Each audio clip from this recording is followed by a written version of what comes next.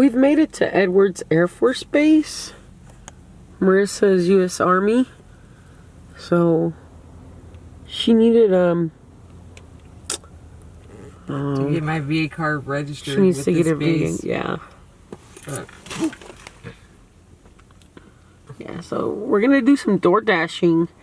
Looking for offers. For 4 hours, and we're gonna see how it goes out here. And the dogs are secured, they're at home. A little while ago when F-16 took off, he made a loop and he came back around. I wonder if he's gonna come back through. Their engines are so loud, you guys. I mean, really loud. So we're gonna wait and see if we get an order. We also have this. Slow until dinner time. Yeah. We call these Cavicones. It's our special cigarette. I'm gonna call it a cigarette. Okay. What's it at? 60-something%. 62%. That's pretty good. So we'll have this on our way back home. We're gonna DoorDash for 4 hours and see how it goes. Okay, I'm gonna flip this camera around. There I am. I have the screen flipped over on the camera so I can see myself. Welcome to Jaxology. As you know, Museum Americana is going to be presenting my content on Jaxology playlist. So these random videos that I put together, I'll be uploading them to the Jaxology playlist on Museum Americana. And we use Museum Americana for art, travel, and that sort of stuff. But we're gonna we'll see what kind of tips Marissa gets here at Edwards. You know, I have a feeling military takes care of their own, even when it comes to tips. So we're gonna find out. We're gonna find out, you guys, and we'll get back to you later. Okay, I'm gonna see if I can get this, but off to the distance, there's an F-16 right there. Right there. The pilot's been flying around doing loops. But those planes are so loud and they're super fast. But that up there is an F-16, you guys. Okay, the sun is setting, as you can see. We decided to not do Edwards Air Force Base because they had a rush during lunch hour, but we waited for about 20 minutes, 25 minutes, nothing was happening, so we decided to head to Rosemont, and that's much closer to home. So we're gonna give it a try here. We already have one order. I felt bad because I went into AM/PM to grab myself a cup of coffee, and it's got some pumpkin spice flavor, so that should be pretty good. We have an apple. Let me turn this around. We have an apple, hot tamales, sweet tarts. Oh, I don't need as much, you guys, because I'm diabetic, but this is Marissa's vanilla Coke. Since we're not doing the base, we partaked in our special cigarette. And we have our vapes. I have banana, taffy. Marissa has Mexico mango. That's a good flavor. And we have more beverages back here. I always fill up this little cooler that my sister gave me. It's nice and compact, but I can fit a few beverages in there and some ice packs. But we're waiting. We're in Albertsons, and we're gonna see how this goes, you guys. Good luck. So while Marissa shops for the customer, I'm gonna share this testimony that I shared in my cruise video at the very beginning when we were at Playa del Rey Beach, and I couldn't really be heard because the music was a little loud. I'm still working on my editing skills, guys. You know, not too long after Veronica passed, I wasn't really creating any content. I was very depressed. I had a hard time moving on with life, you know. I stayed in contact with her daughter, Juliet, which helped tremendously. So I lived in Santa Barbara. I went to college out there for a few years. I lived out there from like 98 to 2003. And I had, you know, I've always kind of had mental issues. I was really depressed at that time. I had a hard time getting through my classes, and I just didn't want to live anymore. And I remember being on medication, but it wasn't quite right, the medication. Now the medication that I'm on is working for me. I can cope a lot better with life, with people, and that's a big one. I had a hard time even coping with family for a while. I really distanced myself, you know. I was like nowhere to be found. But anyway, I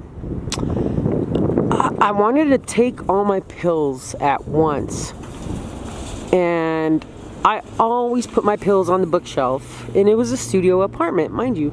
So the pills weren't there. I got in my car and I drove all the way to the San Fernando Valley to stay the night at my parents because I knew I'd be safe there. And that night I had a dream that I walked with God. I saw God in my dream.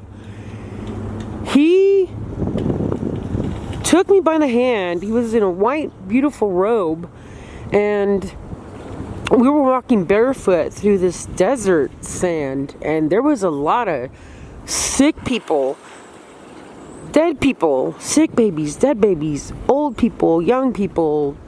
I mean, just death all around me. And I started crying, and I told him I couldn't take it anymore. And that's when he walked me over to, and I looked up at his face, and I couldn't see his face. It was this brightness that you can look at that will not blind you. It's not like looking at the sun. It's a different kind of brightness. And he walked me to this lush green garden with this huge circular fountain. It was like 3 big layers, and it was green and lush all around. And at that point, my dream ended. And I woke up, and I understood what death was, and I told God in my dream, I understand what death is now. And I drove back home to Santa Barbara. And I have other testimonies too that I'll eventually share with you guys, but I really wanted you to know that one. Thanks for listening. And one thing I forgot to mention, when I got home to Santa Barbara, guess what? My pills were on the bookshelf. Unbelievable. So for all of you out there that are leaning into the darkness, I challenge you to come to the light. For in the light there is truth, there is knowledge, there is wisdom, there is love. And like I told you about that light, the countenance of that light. Beautiful. Room. I'm just playing this game for fun, for free. Yeah, it's not an actual monetary gambling game. But Marissa likes to play slots on her phone, and she has done the slots where you actually deposit money and you can get paid. She's won, like, what's the maximum amount you won? I won like $1,200. $1,200, guys. Yeah, but we're waiting for our next order, and unfortunately, I think I dropped the lens cap to my camera. Gotta get that. It's right here. Right here. The Albertsons run wasn't that lucrative. We didn't even hit the $5 mark, so I'll leave it at that. But, you know, we're going to stick around here because it's more active here than it was at the base, and I don't think Marissa will be doing the base anymore. We'll see how tonight goes, but we got our snacks, we got goodies, and I'm driving today. I'm a good driver. Fast, safe, but good. I actually drove a semi-truck 1 full year. I think it was from like October of 06 to October. No, I take that back. Yeah, it was October of 06 to October of 07 with US Express. I had a cabin in my trailer. It was an 18-foot tractor, and it hauled 53-foot trailers. I would do long hauls. I drove the 11 western states. Got to see a lot of the western part of the US, but I came down with diabetes because my schedule was just not a normal schedule. Sometimes I'd have to pick up late at night, like at 9 o'clock at night from LA, and take all the way up to Kent, Washington, in the state of Washington. And I had to be there at a certain time, and that required me driving into the late hours of the night, into the early morning, and it was hard for me to stay awake sometimes. I would hear the tracks of the little notches on the freeway on the tires, and that would alert me to wake up.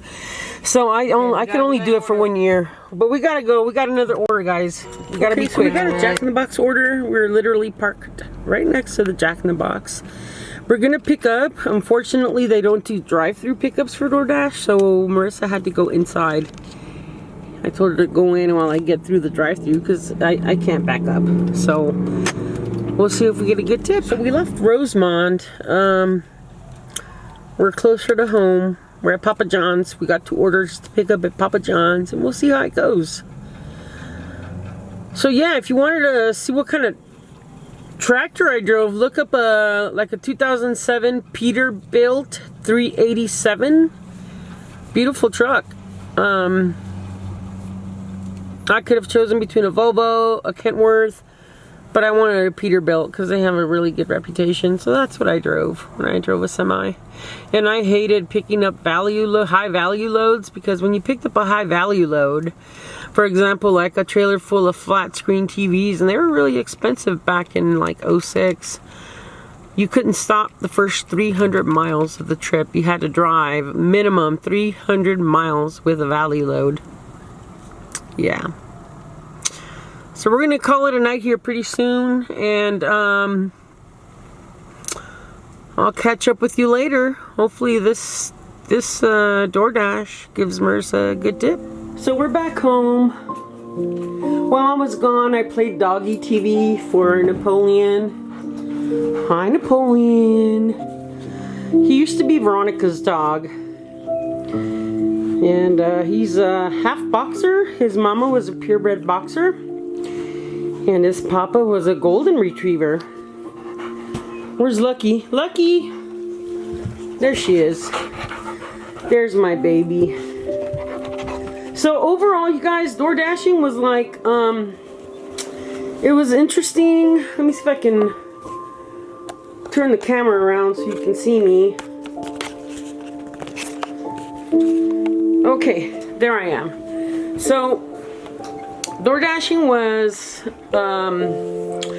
it was a good experience. You really just kind of, you're your own boss.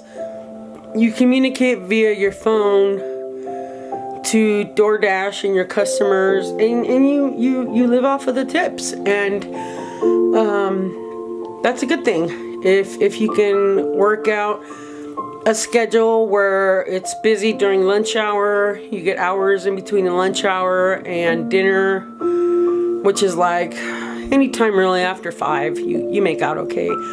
So we're probably gonna try it again. We're gonna stay more closer to home, and there's a lot more restaurants closer to home. So yeah. All right, everybody. As you know, I have a TikTok account, Jaxology on TikTok. There's a little 1 at the end of Jaxology, and that's my TikTok. If you want to check it out, I have a variety of posts, a few political, some of me, and some like conspiracy stuff. But yeah, check it out, Jaxology 1 on TikTok. All right, you guys, we'll talk to you soon. Bye for now.